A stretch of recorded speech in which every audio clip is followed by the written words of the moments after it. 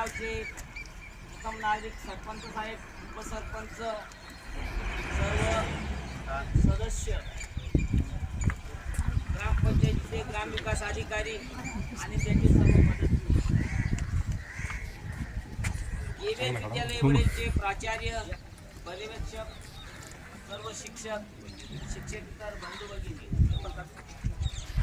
महसूल विभागाच्या तलाठी मॅडम आणि त्यांचे सर्व मदतनीस कर्मचारी, आरोग्य विभागाचे सर्व कर्मचारी आणि त्यांचे सर्व सहकारी, गावातील उपस्थित नागरिक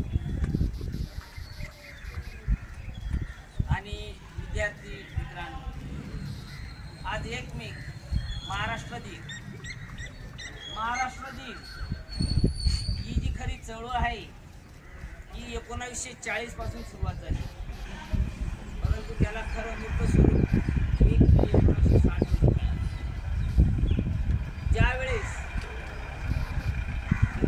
जेव्हा मुंबई हा प्रांत होता याची केंद्रवासिकांनी प्रखर आंदोलनं केली। याच्यातून मुंबई जे आहे हे मुंबई हे महाराष्ट्राला जोडण्यात आलं आणि मुंबई हे जोडण्यासाठी प्रत्यात्रे असतील, MM जोशी असतील किंवा कर्मवीर भाऊसाहेब हिरे असतील, अशा अनेकांनी आपलं आंदोलन केलं आणि या आंदोलनामध्ये 105 लोकांचं हुतात्म्य त्यांना पत्करावं लागलं आणि या 105 लोकांचं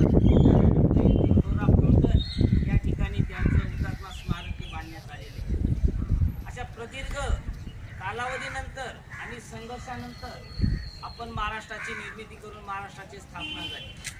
त्याप्रमाणे कामगार दिन हा 1 मे 1886 पासून सुरुवात झाली, पण त्याला खरं भारतामध्ये मूर्त स्वरूप हे 1924 मध्ये आहे आणि कामगारांना त्यांचा कामाचा दाम मिळावा यासाठी ही कामगार चळवळ उभी करण्यात आली। प्रथम ही कामगार चळवळ मद्रास या ठिकाणी सुरू करण्यात आली। आता हा कार्यक्रम आज आपण ग्रामपंचायत आणि आपले विद्यालय वडीलच्या संयुक्त विद्यमाने आज आपण साजरा करत आहोत। आजच्या कार्यक्रमाचे अध्यक्षस्थान आमच्या विद्यालयाचे प्राचार्य आदरणीय अण्णासाहेब SD वाघ सर यांनी स्वीकारावं आणि आजच्या या ध्वजारोहण आमच्या विद्यालयाचे प्राचार्य आणि आपल्या वडील गावचे उपसरपंच रामचंद्र गोकुळ शेलार यांनी ध्वजाचं पूजन करून ध्वजारोहण करावं अशी मी आपल्या सर्वांच्या वतीने त्यांना विनंती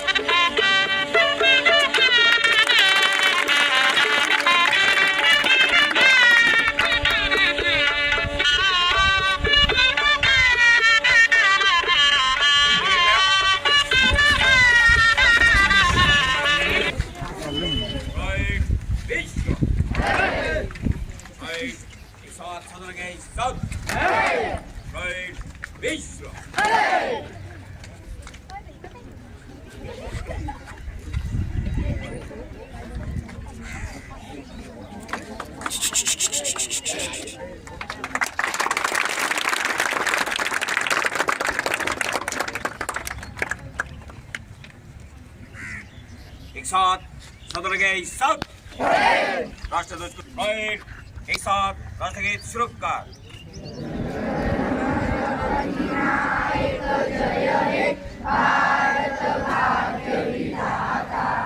पंजाब सिंध गुजरात मराठा द्राविड